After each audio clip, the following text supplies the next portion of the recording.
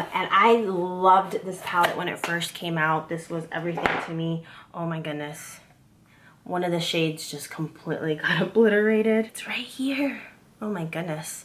Yeah, so these are a little bit dry. They're a little bit chalky, and obviously now they're just a little bit too old.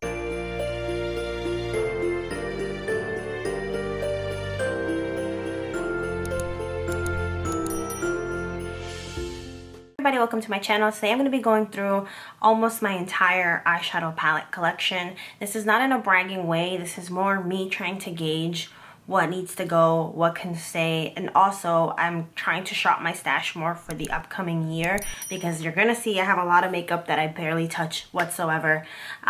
It's very much a case of like YouTube made me buy it, like just being influenced by all these YouTube videos. I've been watching beauty videos since I was 16 and I am now 27, so it's been a long time of just accumulating stuff that I really don't use half of this. So I'm going to break it down. I'll have some timestamps down below, but we're going in no particular order. And I do have some eyeshadow palettes that are at my fiance's house because I do split my time half and half. So we'll do another video one day for those. Side note, I did lose one of my nails because it just popped off. These are press-ons. So this is the Colourpop My Little Pony Pressed Powder Shadow Palette. I literally don't think I've ever used this. This is probably the first collection of Colourpop that I got, like when I bought the whole entire collection, when they started offering PR packages for like regular consumers. The collection itself is gorgeous and the palette is pretty, but this is just not something that I ever really touch. Yeah, I don't think I've ever used it. It has a funny texture to it too. We have another Colourpop one. This is the Child from the Mandalorian collection. I mean, this is the only thing that came out of that collection.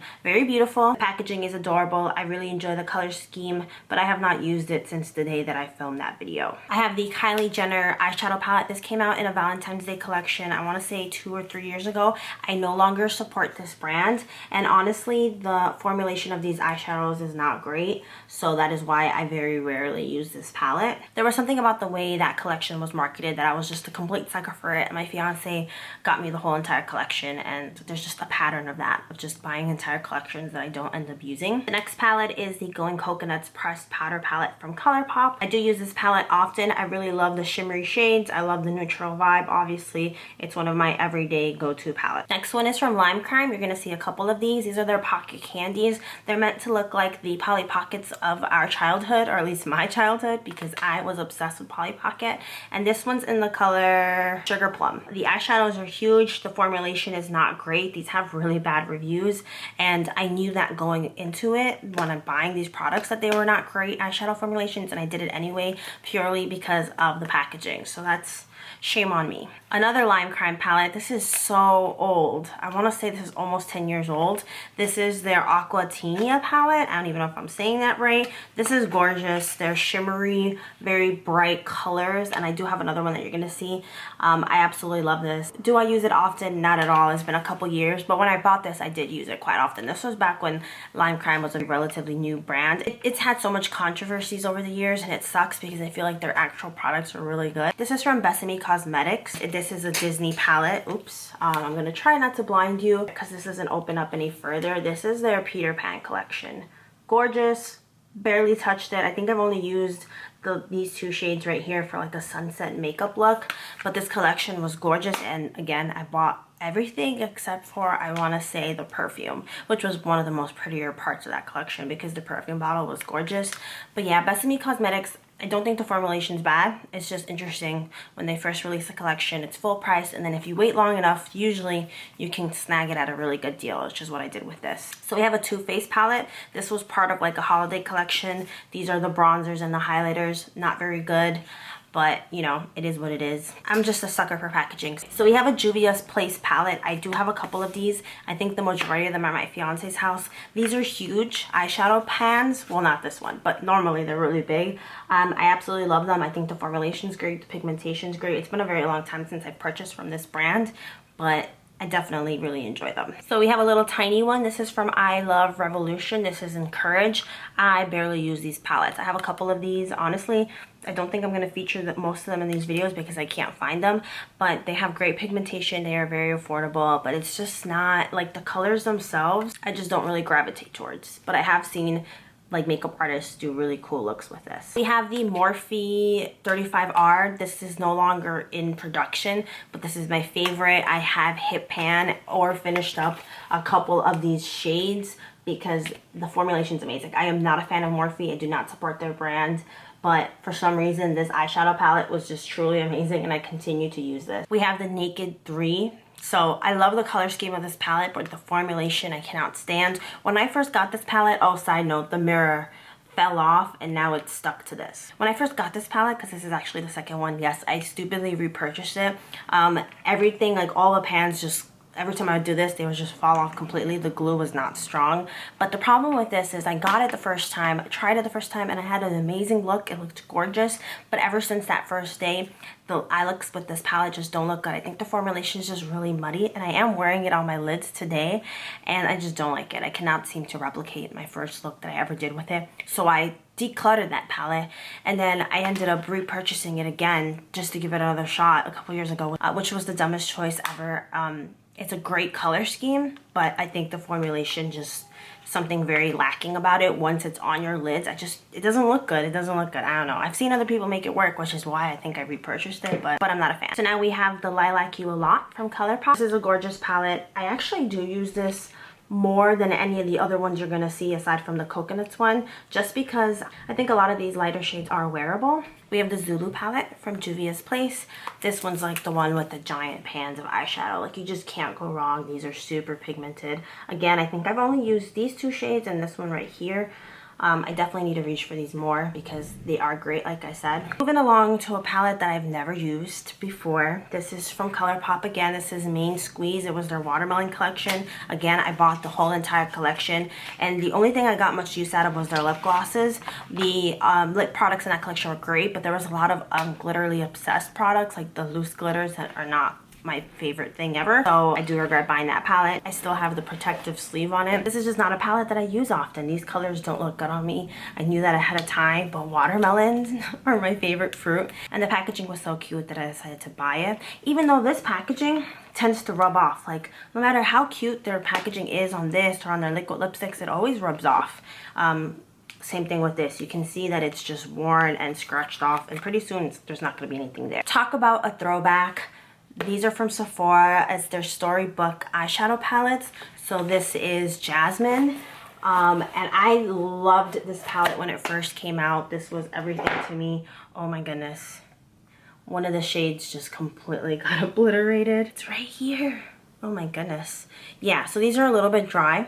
They're a little bit chalky, and obviously now they're just a little bit too old. They also came out with a Cinderella one, and I just stupidly never purchased it. This is definitely a collector's type of makeup. I don't think the quality of these are that amazing, even though I'm almost hitting pan on at least 3 shades. I just think there's something weird about the formulation, and I'm actually confused why they didn't continue this series, because I feel like this was making them a lot of money. Each of these palettes was like 50 bucks. And that was at the heyday of like the beauty community and like old school YouTube, where you would like sit down and it was less about editing and more just about makeup. I also have the Little Mermaid one, which is gorgeous. I definitely use this one a little bit less than the Jasmine one because of the fact that the shades are just a little bit more on the blue side, obviously because it's the Little Mermaid. But yeah, these are gorgeous. It's just the pigmentation is not always there, even though that's not a good example. But yeah, it's pretty. I love it. I can't let these go. We have another Colourpop palette. This is Sweet Talk. This palette is absolutely gorgeous, but surprisingly, I don't wear it often. I'm not even sure why that is actually, because I do like these shades. I like the shimmers. They're really gorgeous. Pigmentation is great. I did lose one. I didn't use it up. It just popped off, which seems to be a trend lately because a lot of these shadows are just popping off. But I do love this palette. I think it's really nice. Next palette is from the Balm. I used to buy the Balm all the time just because it was always heavily discounted on Hot Look. I called it Hot Look, but I think people call it Haute Look or whatever. This is the Meet Mad Nude palette, and I don't touch this at all. This is not something I use. I just feel like these are all crease colors for me, except for these two. So yes, this is barely touched. This was like when I was sort of getting into makeup for the very first time. So yeah, I like the formula. It's not bad at all. And I do have the nude palette from them. The girls, like, that's at my fiance's house. But yeah, I'm just not a fan. I've been meaning to declutter this for a while, but I just like the packaging. I think it's like that old school retro vibe. I don't know. We have another Colourpop palette. This is the Honey one.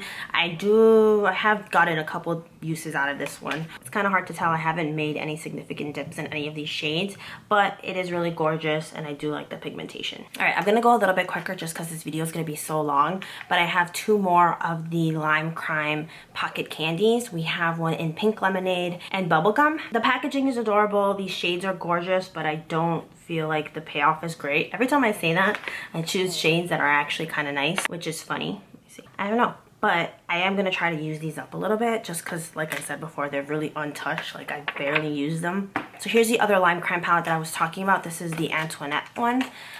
These are pastels, so this is a little bit less forgiving of formulation. So I always would use this with a white base, usually from NYX, which was what was popular at the time, the Milk Jumbo pencil crayon thing. I would use with this because it really makes the colors pop. A palette from Sugar Pill. This is their Edward Scissorhands palette because it was like the 30th anniversary or something like that. I barely touched this palette. This was purely packaging that I bought it for. I mean, the shades are not bad, the formulation is not bad. I really love Sugar Pill, and I'm not even sure where. I have a couple Sugar Pill palettes and I don't see them here, so I'm not sure if I actually decluttered them, which is crazy if I did because they're so sentimental to me that there's a lot of palettes that I've never decluttered. So I'm not sure where those are. Maybe I really did leave them. Moving on, this is another I Heart Revolution one. This is Majestic. I do use this one a little bit more than the Courage one that I showed you earlier. Formulation is great. These are great affordable drugstore shadows. From Colourpop, we have the Sunshine palette. Gorgeous, amazing formulation. Honestly, I've barely touched them, but that's gonna change this year for sure. I have the new nude palette from Huda Beauty. I love the formulation. I love the colors. I've definitely used this a lot, for sure. And it's definitely more of a winter palette for me. It's something I reach for because it's a little bit cooler shades. This looks beautiful on brown eyes. I'm a big fan.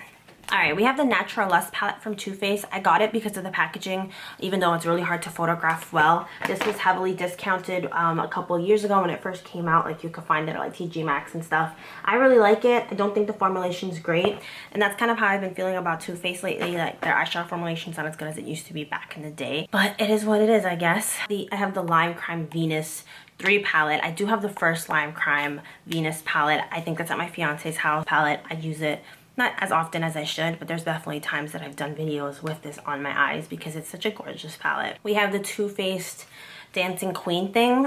This is one of those holiday collections that I've barely touched. Formulation's not great. That's just common for holiday palettes. All right, so this video is way too long. I think we're gonna do a part 2, just talking about my old school, this is really old school, Wet n Wild eyeshadows because it's just too much for one video. So if you're interested in a part 2, definitely subscribe to this channel because I have a lot to say about Wet n Wild and kind of where it is nowadays. Anyway, if you made it to the end of this video, thank you so much for watching. I really appreciate it, and I will see you next time. Bye.